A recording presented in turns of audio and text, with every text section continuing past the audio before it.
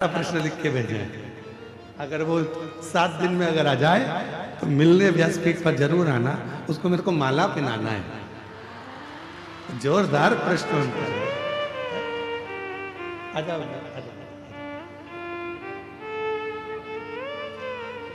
बेलपति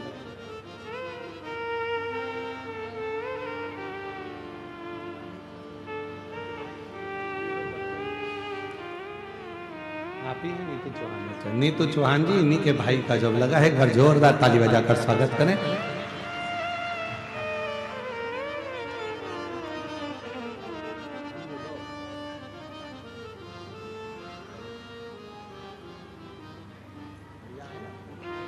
आप ही का लगा है, ये भाई हैं, इन्हीं का ही जॉब लगा है। एक बार जोरदार ताली बजाकर साधुवाद करिए। विश्वास नहीं था भोलेनाथ पर अब रोज मंदिर जाते हैं, रोज एक लोटा जल चढ़ाते हैं। इतना भरोसा बाबा पर कर लिया है। ये शिष्य कह रहे हैं अब तो हम सीहोर भी नहीं छोड़ते हैं। बाबा की जब भी पुकार होती है, कावड़ यात्रा भरने के लिए बाबा के यहाँ पहुंच जाते हैं और बाबा कृपा करता है। ये उस पर भरोसा। खुश कैसे रहें? तीसरा प्रश्न था। बस खुश रहने का सबसे सुंदर तरीका है अपने भार को हल्का करो। भार को। मोबाइल किस किस के पास है?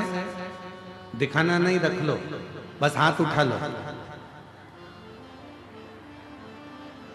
कौन सी कंपनी का है उससे भी मतलब नहीं है,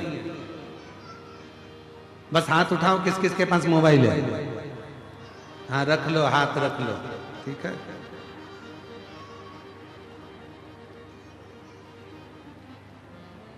फोटो आते हैं मोबाइल में, वीडियो आते हैं मोबाइल में। ज्यादा ग्रुपों में जुड़ जाओगे, ज्यादा फोटो ज्यादा वीडियो आना चालू हो जाएंगे। आता जाएगा, आता जाएगा, आता जाएगा, आता जाएगा, आता जाएगा, आता जाएगा। बाद में मोबाइल एकदम हैंग हो जाएगा, फिर हिलेगा न डुलेगा। बोलो बोलो, सही है कि गलत है? ना हिलेगा न डुलेगा। फिर तुम इधर ए छोरा, इधर आ, देख तो जरा इसमें ना जाने क्या हो गया। कल तक तो अच्छा चल रहा था। अरे मम्मी, इसमें ज्यादा डाटा भरा गया है, इसको डिलीट करना प्रारंभ करो। डिलीट करोगी सब कुछ खाली कर दोगी, मोबाइल अच्छा चलने लगेगा। उसी तरह अपने मन को जब खाली करना प्रारंभ करोगे तो ये दिल भी शिव में लगना प्रारंभ हो। खाली कर। और हम खाली नहीं कर रहे हैं, इसीलिए हैंग मार रहा है। इसीलिए खाली कर।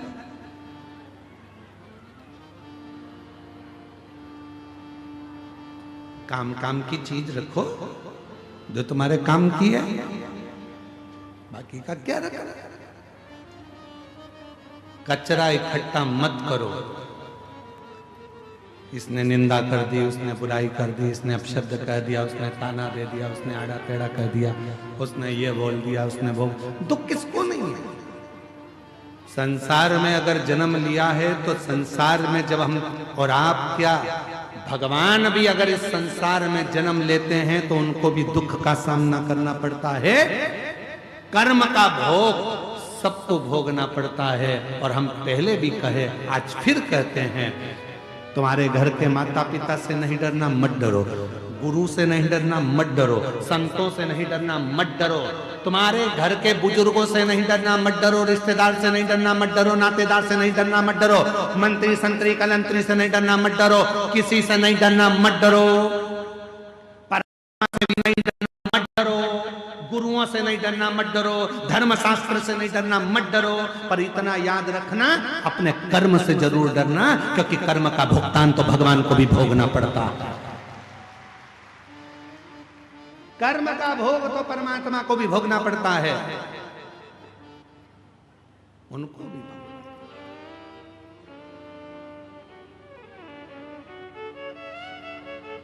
मां जानकी जी ने एक चिड़िया को कैद में रखा था, तो मां जानकी जी को कैद में रहना पड़ा। राम जी ने छुपकर बाली को बाण मारा था, वही बाली ने छुपकर कृष्ण अवतार में भगवान कृष्ण को बाण मारा। कर्म का भोग।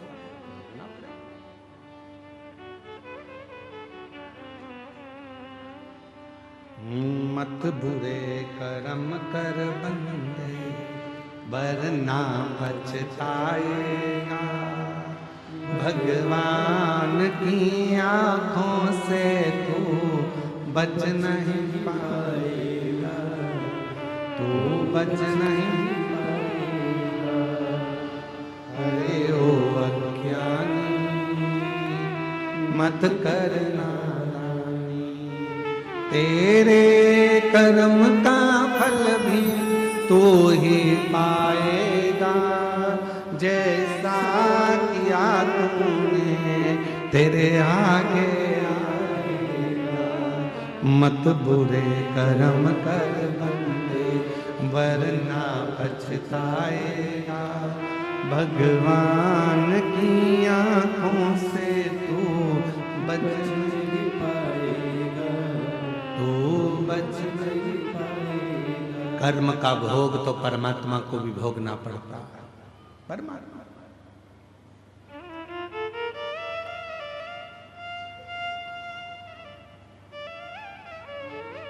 किसने नहीं भोगा? किसने?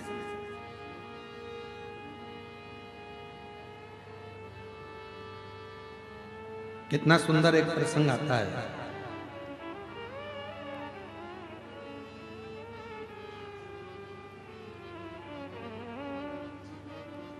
एक सेठ जी सबको पैसा उधार देते थे, सब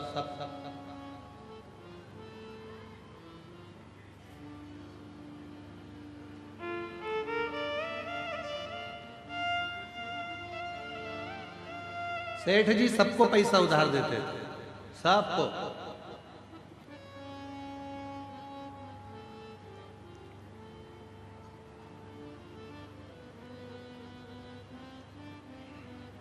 उनके बोर्ड पर लिखा था, हमारे यहां पैसा उधार मिलता है।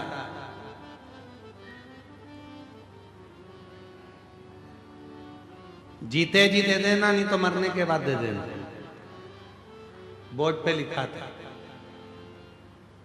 और गिदम में भी कोई हो ऐसा तो जरूर पक बता देना। एक सेठ जी के दरवाजे पर लिखा था, हमारे यहां पैसा उधार मिलता है, जीते जी दे दो, नहीं तो मरने के बाद दे देना।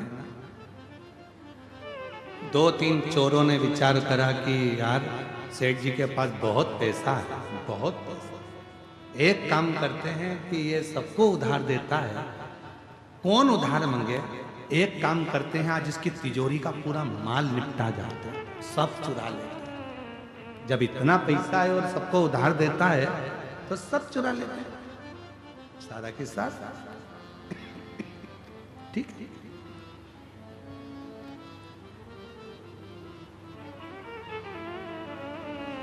चोरों ने विचार करा, आज रात्रि को सेठ जी के तिजोरी में से माल चुराना। ये बहुत उधार देता है,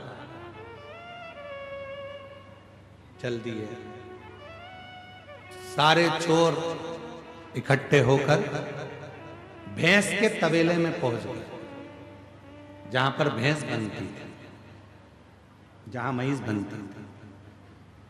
छुप गए। सेठ जी अलमारी बंद करेगा, जाएगा और अपन पूरा के पूरा माल चुरा लेंगे। भैंस के तबेले में, भैंस के वाड़े में वो जाकर छुप गए, जहां भैंसे ही भैंसे बंधी हुई थी। चोरों ने छुप कर बैठे थे। इतनी देर में भैंस आपस में बात करने लगी। एक भैंस ने दूसरी भैंस से पूछा, ओ जीजी, तो कितने साल से सेठ जी के यहाँ दूध दे रही है? उसने कहा, मुझे 4 साल हो गए। दूसरी से पूछा, तुझे कितने साल हो गए? मुझे 10 साल हो गए सेठ जी के यहाँ दूध देते देते। तीसरी ने पूछा, तुझे कितने साल हो गए? उसने कहा, मुझे 12 साल हो गए सेठ जी के यहाँ दूध देते देते। सब आपस में बात कर रही थी। इतने में एक बूढ़ी भैंस के पास में पहुंची। एक भैंस उससे पूछा, तू कितने सालों से दूध दे रही है? कि मेरी पूरी जिंदगी यहीं दूध देते देते निकल गई। सेठ जी नोच नोच के दूध निकाल लेता है। तो उसने पूछा बूढ़ी भैंस से, एक बात बता, आखिर अपन सब सेठ जी के घर में इतना दूध क्यों दे रहे हैं?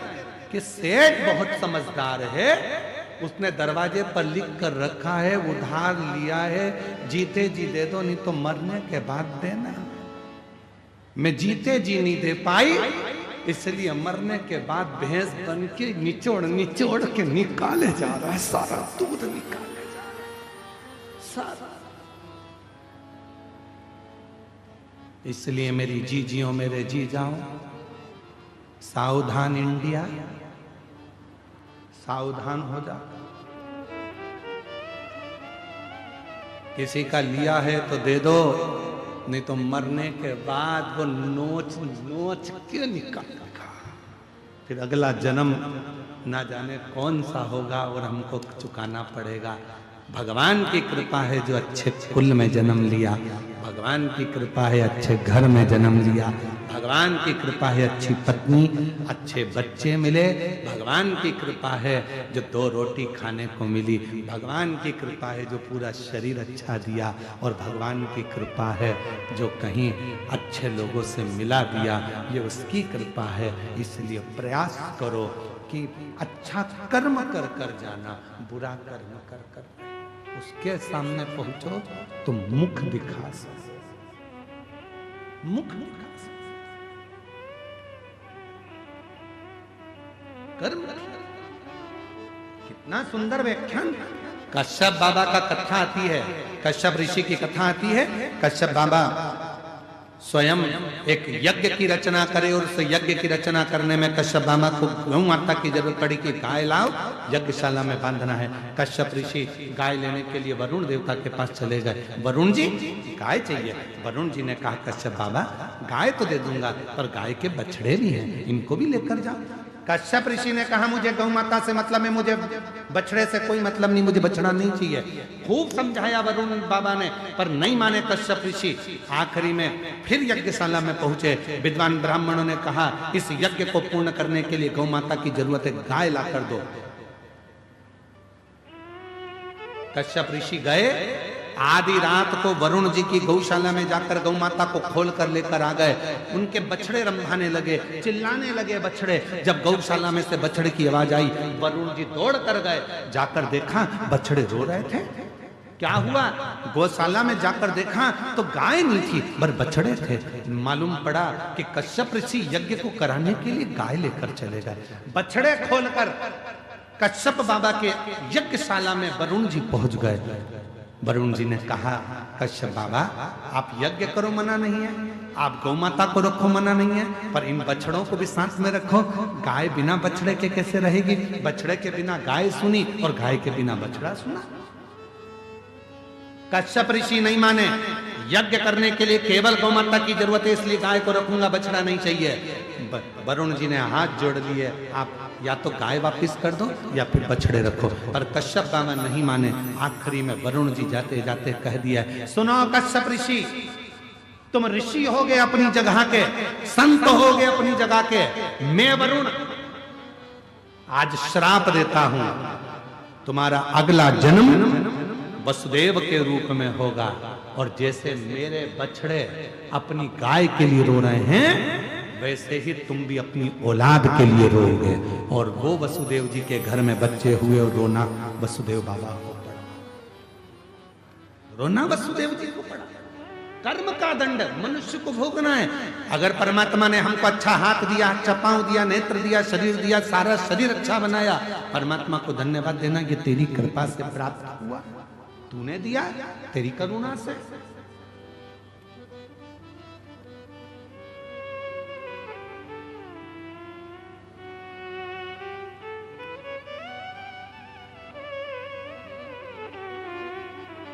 कुछ अच्छा समय चले, कुछ अच्छा समय।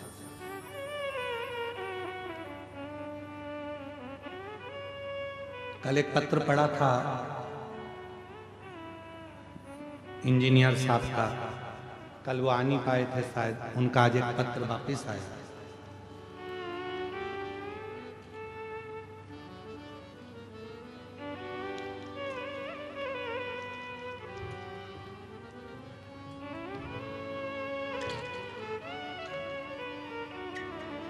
मेरा नाम जीवन लाल जी गोयल है। गुरुदेव, मैं क्षमा चाहता हूँ, कल आपने पत्र पढ़ा और मैं पहुंच नहीं पाया था क्योंकि मैं कार्य में लगा हुआ था। कहीं बैठे हैं? जीवन लाल जी गोयल आप ही हैं? ऐसा हाथ हिला दीजिए, आ जाइए, बेलपत्र लेकर जाइए। गुरुदेव, सरकारी नौकरी नहीं थी, किसी के कहने पर पहली कावड़ यात्रा करने के लिए सीहोर गया था। सावन के महीने की कावड़ करी, वापिस आ गया। बाबा की कृपा से ऐसी करुणा बाबा ने कर दी कि मेरी गरियाबाद छत्तीसगढ़ का हूं और बाबा की कृपा से आज मैं सिविल इंजीनियर के पद पर दंतेवाड़ा में पदस्थ हो गया हूं। मैं बाबा को धन्यवाद देने के लिए, ये शिव की उदारता और बाबा की ही कृपा से शिव ने साथ रखा।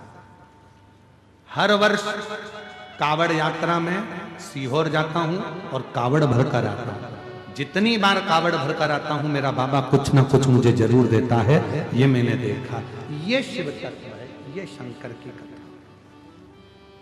आप उस पर आश्रित कितने आश्रित, ये आपके ऊपर निर्भर कर। जो जैसी भावना, बोलो बोलो सब जीजियां बोलो, पीछे वाली भी, साइड वाली भी, आसपास वाले सब। जो जैसी वो वैसा ही फल, नहीं खाली उसे लौटाया, वो मन ही मन और कर दिया माला माल काशी, लुटा दिया भंडार काशी। आप जिस भाव से बाबा को भजते हो, बाबा उसको स्वीकार करते। समय अच्छा चले, शरीर अच्छा चले, अच्छा करिए। जीवन में हम जैसा करेंगे वैसा हमको भोगना पड़ता है। परमात्मा की कृपा से शरीर मिला है तो परमात्मा में समर्पित हो। हम ये नहीं कहेंगे तुमसे कि तुम घर छोड़ो, परिवार छोड़ो, कुटुंब छोड़ो, नाते छोड़ो, रिश्ते छोड़ो, कुछ मत छोड़ो, पर अपने घर में रहकर मेहनत भी करो, संघर्ष भी करो और शिव की भक्ति भी करो। शिव भक्ति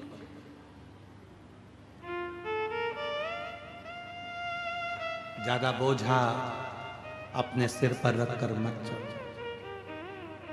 कितना बोझ था मां सती के सिर पर, कितना बोझ।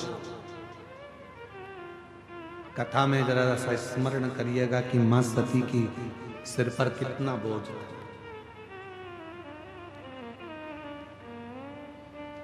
हल्का नहीं कर पाते हैं तो लोग फिर अपना शरीर त्याग देते हैं।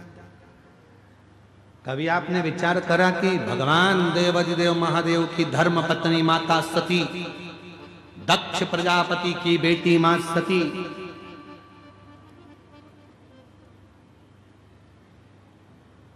कोई साधारण थी क्या? पर इतना डिप्रेशन में पहुंच गई मां सती, इतना टेंशन मां सती की जिंदगी में हो गया, इतना चिंता मां सती के जीवन में आ गई।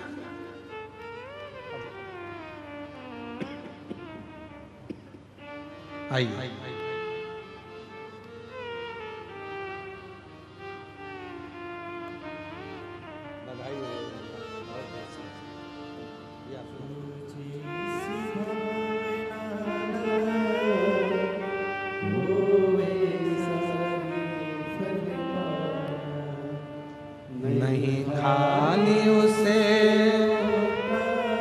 एक बार जोरदार ताली बजाओ। बाबा की कृपा से प्रत्येक वर्ष हर साल कावड़ भरने के लिए कुबेरेश्वर धाम जाते हैं और जितनी बार जाते हैं उतनी बार बाबा से कुछ लेकर आते। ये शिव। मां सती की जिंदगी में कितना कितना भार होगा, जरा विचार करिएगा। मां सती के जीवन में कितना कितना भार मस्तक पर चढ़ गया होगा, जो मां सती ने अपने प्राणों को त्याग दिया। मां सती ने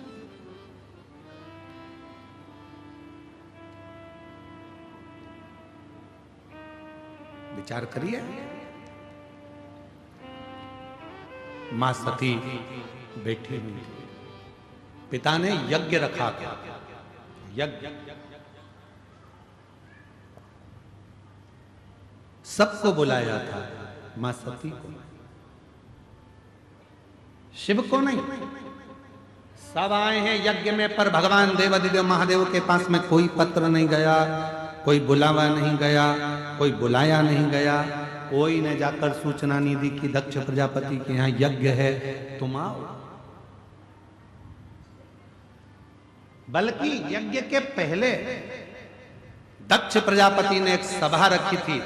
उस सभा में भगवान देवाधिदेव महादेव बैठे थे और सब बैठे हुए थे।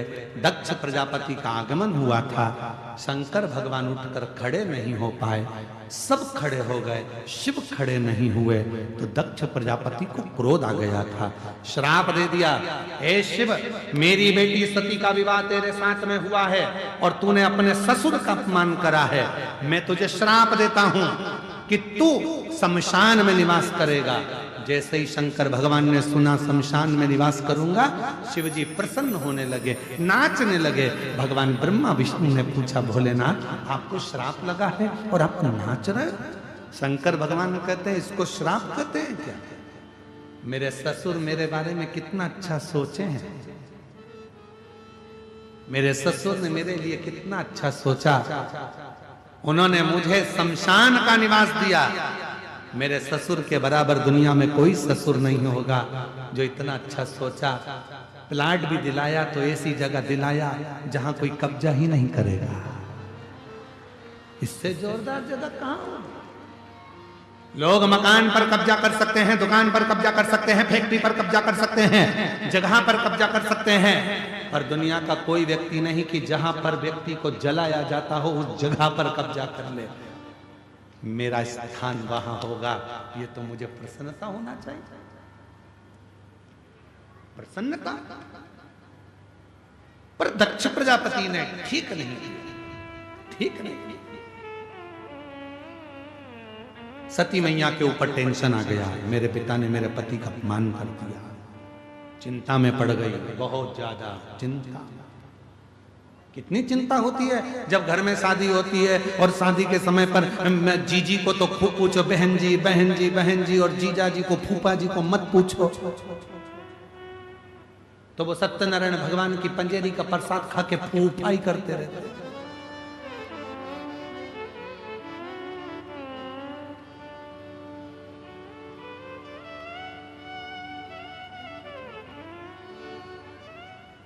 एक ही नाम है जो आज तक चेंज नहीं हुआ। जीजा जी जीजू हो गए, मामा मामू हो गए, चाचा चाचू हो गए। केवल एक ही है वो आज तक चेंज नहीं हुआ, फूफा। इनको किसी ने फूफू नहीं किया, बस एक ही चेंज नहीं, बाकी के सब चेंज हो गए। वो चेंज ही नहीं हो।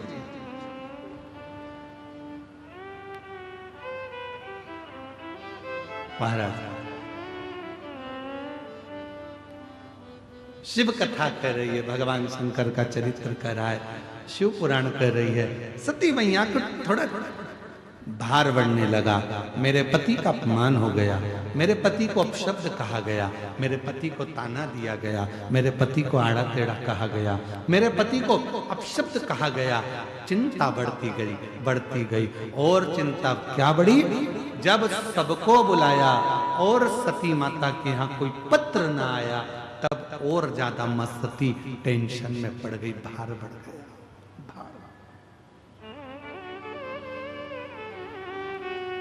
शिव जी के पास पहुंची, बाबा भोलेनाथ जी ने समझाया, क्या हो गया सती, तुम्हारा चेहरा उतरा हुआ है, सती ने कहा प्रभु मेरे पिताजी के यहाँ यज्ञ है, सबको बुलाया पर अपने को नहीं बुलाया। शंकर भगवान बोले कितनी अच्छी बात है, सबको बुलाया अपने को नहीं बुलाया, कुछ देना भी नहीं पड़ेगा। उनको मालूम है इनकी परिस्थिति ठीक नहीं है तो क्या देंगे, इसलिए नहीं बुलाया होगा। चिंता मत करो, तुम तो अपने घर में आराम से रहो। सती कहने लगी ऐसी कोई बात होती है, ठीक है। सती को समझा दिया। थोड़ी देर बाद वहीं से देव ऋषि नारद निकल कर चले गए श्रीमन नारायण। और जैसे ही नारद जी निकल कर गए, सती मैया ने नारद जी को देखा। नारद जी को देखते से सती ने अपना चेहरा नीचे कर लिया, पर देव ऋषि नारद ऊपर से नीचे आ गया और नीचे आके श्रीमन नारायण श्रीमन नारायण। सती मैया ने कहा लड्डू खाओगे? नारद जी बोले नहीं, अब तो तुम्हारे पिताजी के घर खाएंगे। अच्छा तो तुम भी जा रहे हो? हाँ। तो इतने में देव ऋषि नारद ने कह दिया मैया तुम्हारे यहाँ पत्र नहीं आया, तुम्हारे पिता अपने दामाद को भूल गए। सती मैया बोली अब तो ऐसा होता है कि घर के लोगों को पत्र की जरूरत नहीं पड़ती है, इसलिए नारद जी तुम जाओ। तो नारद जी ने कहा जब पत्र की जरूरत नहीं है तो तुम हमारे साथ चलो, हम तुमको घुमा के लाते हैं यज्ञ में।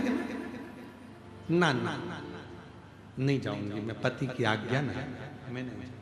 नारद जी चले गए। थोड़ी देर बाद में गरुण जी जा रहे थे, उन्होंने भी यही कहा। वरुण जी जा रहे थे, उन्होंने भी यही कहा। सती के मन में उत्कंठा जाओ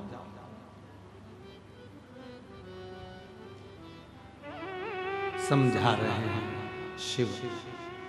आज भगवान शंकर समाधि में भी नहीं बैठे, अपनी धर्म पत्नी सती को समझाते रहे। देखकर ललायित मत, ललायित मेरी जीजियों, दीपावली पर किसी के घर में भी मिलने जाओ पर उसके घर के पर्दे से और उसके घर के जेवर से मतलब मत रखो। दूसरे के यहाँ मिलने जाते हो दिवाली पर, उसके घर की पेंटिंग और उसके घर के पर्दे देख कर आती हो और घर में आके प्राण खाती हो। अपन को वैसी लाना है, वैसी चूड़ी बनवाना है, वैसी मंगलसूत्र बनवाना है, वैसी मंगलसूत्र लाना है, वैसी पायजेब लाना है, वैसी तगड़ी लाना है। दिन रात दिन रात दिन रात दिन रात कलेश। और आखिरी में पति दिला भी देता है जब एक दिन ऐसा आता है करवा चौथ का। इधर होती है करवा चौथ की नहीं होती है? अरे जम के तो बोलो, होती है। एक दिन ऐसा आता है करवा चौथ का कि पति बेचारा अब जिद कर रही है तो दिला भी देता है। ना जाने कहां कहां से कर्जा वर्जा कर कर गले में एक छोटा सा पेंडिल दिला देता है। पर जिस दिन वो करवा चौथ की पूजन करती है और वो अपने पति का चलनी में मुंह देखती है, ये तो पति को देखती है, पति उसके गले का मंगलसूत्र 50,000 का देखता है।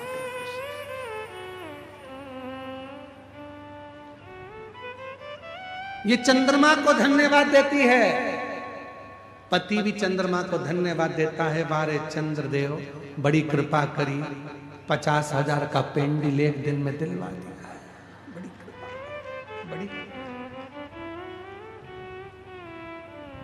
पर कुछ भी हो, ये करवा चौथ के दिन जब सिर पे पल्लू लेके फिर पांव पड़ती है, तब पति चंद्रमा को देखकर कहता है इसको परमानेंट ऐसी क्यों नहीं कर देता है। जैसे आज ये पांव पड़ रही है, ऐसे ही तो इसको परमानेंट कर दे कि ये रोज मेरे कम से कम एक बार तो पांव पड़े। और पढ़ना चाहिए। देखो घर के बुजुर्गों के पांव और पति के पांव जरूर पढ़ना चाहिए। आप में से कितनी माताएं जो अपने पति के रोज पांव पढ़ती है? जरा हाथ उठाओ। अरे झूठ मूठ की उठा लो। 1 2 3 4 5 6 7 8 8:30 8:30 इसलिए उठाया था, गिरा दिया, मैं समझ गया। 30 त्योहार पे पढ़ती होगी करवा चौथ दीपावली, बस इस समय पर। अच्छा जाने दो, अब तुम नहीं पढ़ती तो जाने दो। अब तुम में से वो उठा लो, तुम नहीं पढ़ती हो तो वो पढ़ लेता। कभी कभी वो भी तुम्हारे पाँव पढ़ लेता है। जब तुम गुस्से में होती हो, झगड़ा करती हो, तो वो कह देता है तेरे हाथ जोड़ो, चुप हो जा, चुप हो जा। कभी कभी वो भी कह देता है कि तू चुप हो जा। तेरे पाँव पड़ रहा हूं तो चुप। क्यों मेरी माँ से झगड़ा कर रही है, क्यों अब शब्द बोल रही है, तेरे पाँव पड़ता हूं चुप हो जा। तो कभी कभी वो भी पढ़ लेता है, उसमें कोई दिक्कत वाला विषय नहीं है, पर पढ़ना चाहिए रोज। चरण रोज पढ़ो भगवान अपने परमात्मा के, पति के और पिता को, माता पिता को, बुजुर्गों को नमन करना चाहिए। दीन बंधु दयालु दया कीजिए। कल से जो अपने पति को प्रणाम नहीं करे उसको उठा लीजिए, प्रणाम करो। रोज प्रणाम करने में जाता क्या है तुम्हारा? बोलो तो कर, हाँ ना। अच्छा मत बोलो, मुंडी हिला के बता दो तंत्र।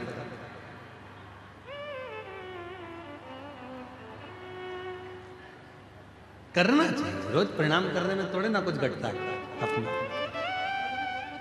कुछ नहीं घटता। महाराज शिव कथा कर रहे हैं। शिव की शरण में आ जा,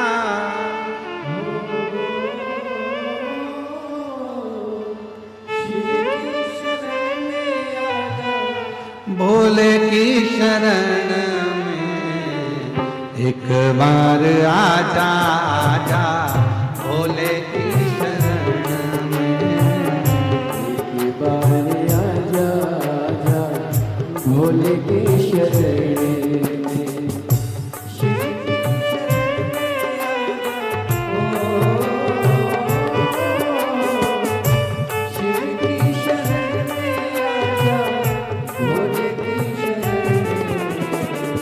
हाथों से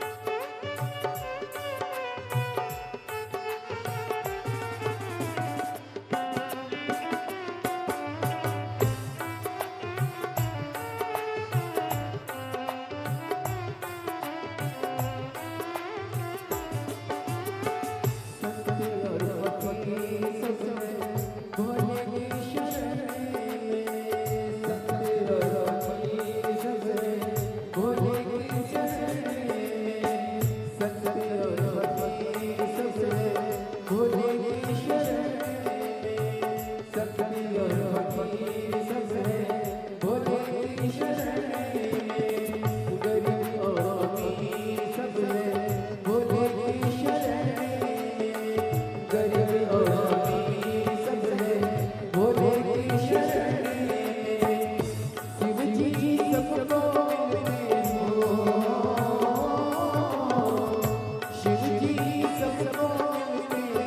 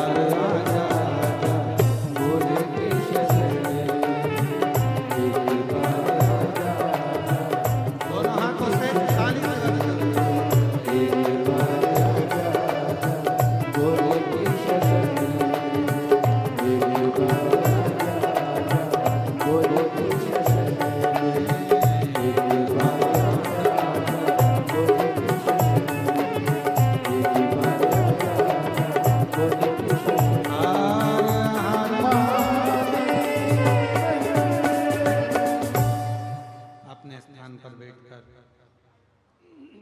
बाबा देवादिदेव महादेव को अपने मन का भाव कहिए, दिल से प्रार्थना करिए, विनय करिए, विनती करिए। बाबा को अपने मन का भाव हृदय से प्रेम से बाबा को कहिए। जहाँ जगह मिले वहाँ बैठकर शिव जी को मन से प्रार्थना करो, विनय करो, विनती करो।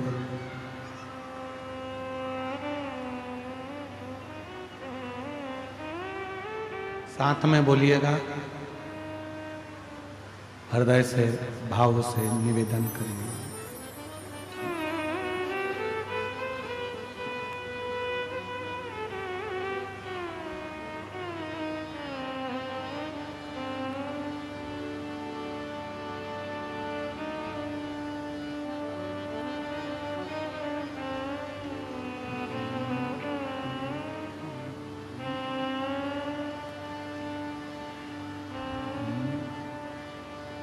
श्री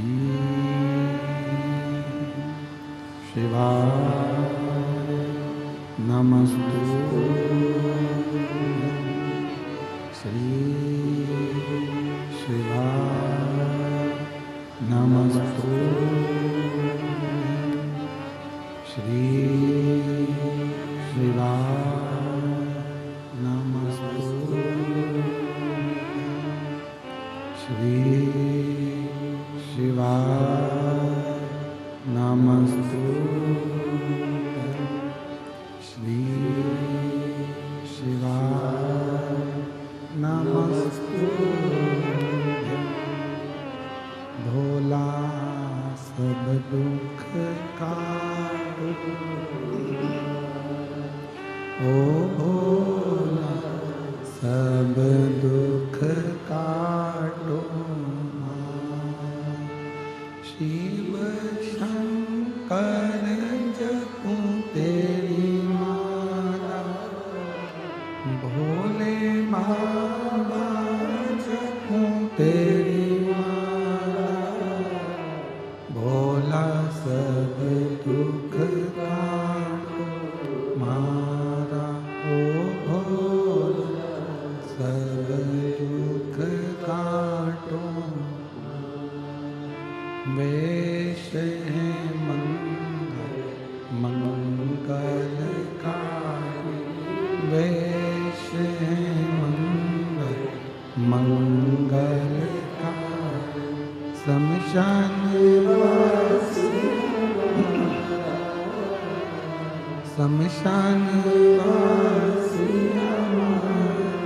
ओ भोला सब दुख काटो ओ भोला सब दुख काटो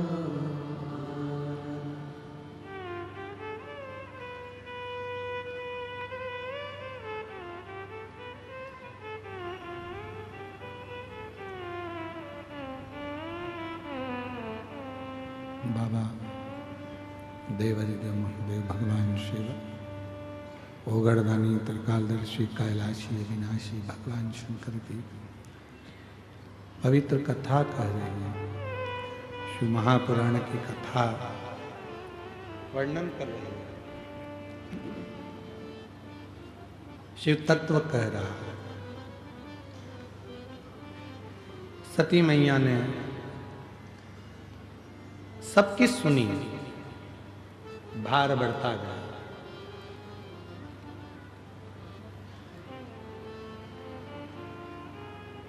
शिव जी ने माता सती को बार बार समझाया, सती जरूरी नहीं है कि हमारे यहाँ पत्र आए और जरूरी नहीं है कि हम यज्ञ में जाएं।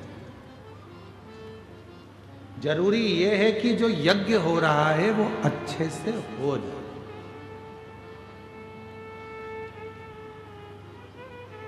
कितना सुंदर बात भगवान देवादिदेव महादेव ने कही। आप भी अपनी जिंदगी में ये उतारिए। कोई अच्छा काम हो रहा हो, हाथ आगे बढ़ाकर उस कार्य में सहयोग प्रदान करो। टांग मत अड़ाओ, हाथ थोड़ा सा आगे बढ़ाओ, जिससे हमारे क्षेत्र में, दंतेवाड़ा क्षेत्र में, गिदम में जो इतना दिव्य और भव्य जो आयोजन हो रहा है, शिव की कृपा से बाबा कुबेर भंडारी यहाँ आए हैं कथा करने के लिए, तो बाबा की कृपा से ये सफल है। इसको आगे बढ़ाने का प्रयास करो, वो बड़े।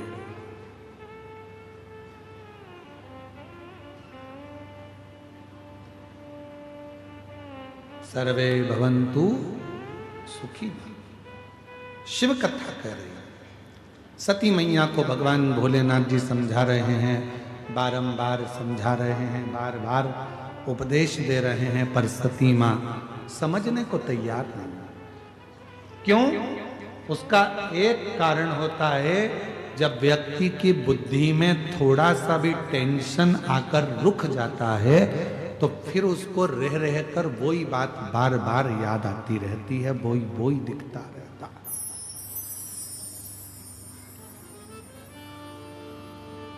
मेरी जीजियों, मेरे जीजाओं, मेरी बेटियों, बेटाओं, मेरी माताओं, मेरे बुजुर्ग माँ बाप, ध्यान रखना, जब भी चिंता में घिरो तो एक बार अपने घर में लगे हुए दर्पण को, कांच को अवश्य देखा करो कि दर्पण कैसा होता है।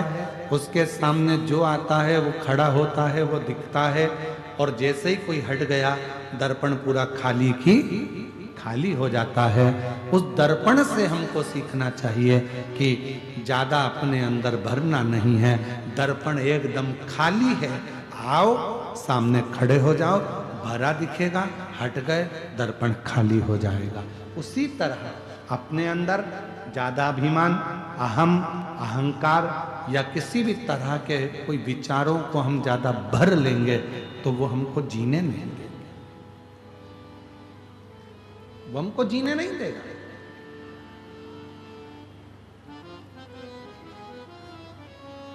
सही जीने के लिए, अपने जीवन को, अपनी जिंदगी को सही बनाने के लिए सबसे ज्यादा जरूरी है किसी भी बात को अपने भीतर ना रखना, उसको हटाते चले जाना, डिलीट करते चले, हटाते चले। और हम तो बाबा के भरोसे चलते हैं, हम तो बाबा के भरोसे चलते हैं, ये दुनिया वाले चलते हैं, ये दुनिया वाले चलते हैं, हम तो बाबा के भरोसे चलते हैं, डमरू वाले के भरोसे चलते, काशी वाले के भरोसे चलते हैं। अपने भगवान के आश्रित होकर उसके भरोसे पर चलो, बिना चिंता के। सती मैया ने बहुत सारा भार ले लिया और बहुत टेंशन लेने के बाद मां सती आखिरी में शिव जी का कहना नहीं माना, प्रणाम किया मां सती ने और चल दी अपने पिता के घर।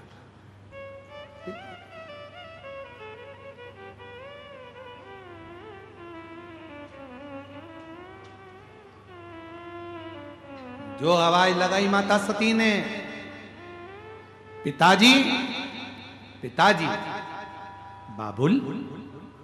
सामने खड़े थे दक्ष प्रजापति, पर सती को देखकर भी उन्होंने आदर के शब्द नहीं बोले, आदर का संबोधन नहीं दिया। सामने खड़े थे माता सती के बहन, सामने खड़ी थी बहुत सारे बहनोई, माता सती के जितनी बहनें थीं, दामाद थे, सब ने सती को देखा पर किसी ने आदर नहीं दिया, सम्मान नहीं, सत्कार नहीं। ना बहन मिली, ना भाई मिले, ना पिता मिले, केवल एक मां, माता सती की मां प्रसूति, माता सती की मां प्रसूति आई और मां मां होती है, मां मां होती है। इसीलिए जो माता पिता का घर है उसको मायका कहते हैं। मायका मतलब मां का आसियाना, मां की गोद, मां का घर, मायका। लोग कहते हैं गुरुजी मां नहीं है, पिताजी तो है, तो उसको पिता का घर क्यों नहीं? मां के नाम से मायका है।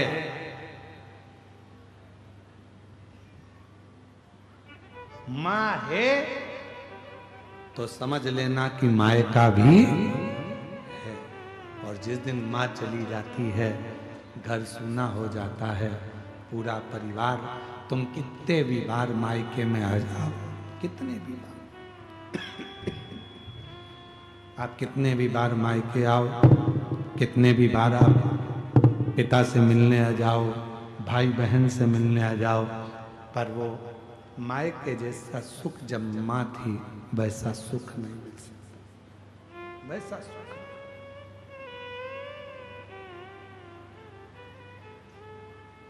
इसलिए मेरा निवेदन मेरी जीजियों से, जीजाओं से, मेरी बेटियों से, मेरे बेटाओं से, मेरे बुजुर्गों से एक निवेदन करूं, बूढ़ी से बूढ़ी माँ भी हो जाती है तो भी उसको अपने मायके की याद आती है। कितनी भी बूढ़ी हो जाए, मायके वालों को चाहिए, भले बाप माँ ना हो पर भाभी और भैया को चाहिए कि अपनी बूढ़ी से बूढ़ी बुआ को भी, अपनी से बूढ़ी बहन को भी एक बार तो फोन कर लिया, एक याद कर। नहीं चाहिए उसको धन तुम्हारा, साड़ी भी मत देना, एक जोड़ी कपड़ा भी मत देना, पर अपनी बहन को कितनी भी बुजुर्ग हो जाए, बुआ जी भतीजे हो तो फोन लगा कर बोला करो, बुआ दुआ देगी, मेरे भतीजे ने याद किया है, बुलाया है। बुजुर्ग है, बूढ़ी है, फिर भी आस। महाराज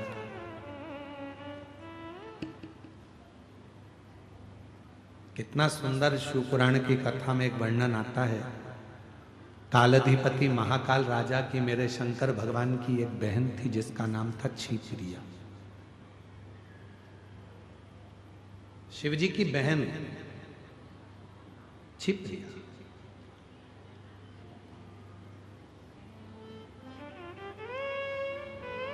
भगवान देवाधिदेव महादेव तो समाधि में लीन रहते थे, शंकर भगवान साधना में लीन रहते थे, पर जब जब कोई त्योहार आता था तब भगवान श्री गणेश जी महाराज, षडानंद कार्तिकेय जी महाराज, रिद्धि सिद्धि सब अपनी बुआ क्षिप्रिया से मिलने के लिए जाते थे। इसलिए आज भी उज्जैन में माँ क्षिप्रा के तट पर हर सिद्धि है, माँ क्षिप्रा के तट पर विनायक हैं, भगवान श्री गणेश जी हैं, माँ क्षिप्रा के तट पर काल भैरव हैं, माँ क्षिप्रा के तट पर सारे 33 कोटि देवता, 84 महादेव सब क्षिप्रा के तट पर विराजमान है।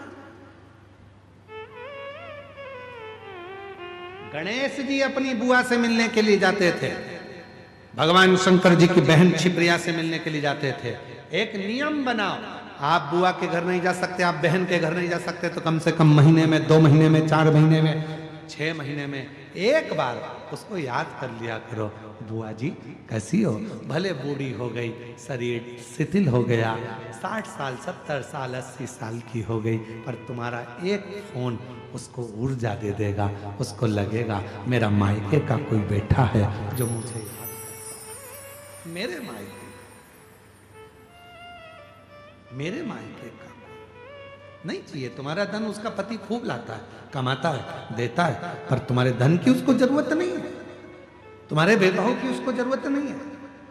जैसे मेरे शंकर भगवान को तुम्हारे वैभव की जरूरत नहीं, मेरे शंकर भगवान को तुम्हारी दौलत की जरूरत नहीं, मेरे शंकर भगवान को तुम्हारे धन की जरूरत नहीं, मेरे शंकर भगवान को तो केवल तुम्हारे निर्मल मन की जरूरत है। तुम दिल से पुकार लोगे, शिव तुम्हारे सामने आकर प्रकट हो जाएगा, करुणा कर देगा।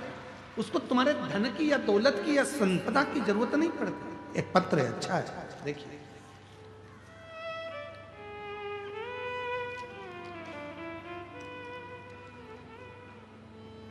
लीला ठाकुर पति मेघनाथ ठाकुर, सुकमा, जिला सुकमा, छत्तीसगढ़ की निवासी हूं। कहीं बैठी हो तो हाथ हिला सकती हैं।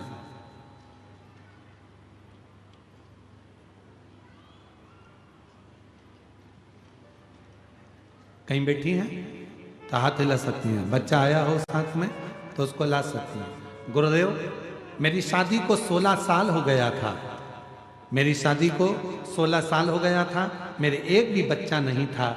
डॉक्टर के पास जाने से बोलते थे, पर कुछ भी डॉक्टर कहते नहीं थे, गर्भ नहीं ठहरा। आखिरी में बाबा पर भरोसा कर कर शिव मंदिर जाना प्रारंभ करा।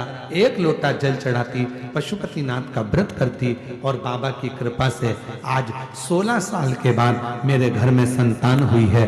2022 में मेरे घर 16 वर्ष के बाद संतान हुई। मैं बाबा को यहाँ प्रणाम करने के लिए आई हूँ। एक पत्र और देखिए।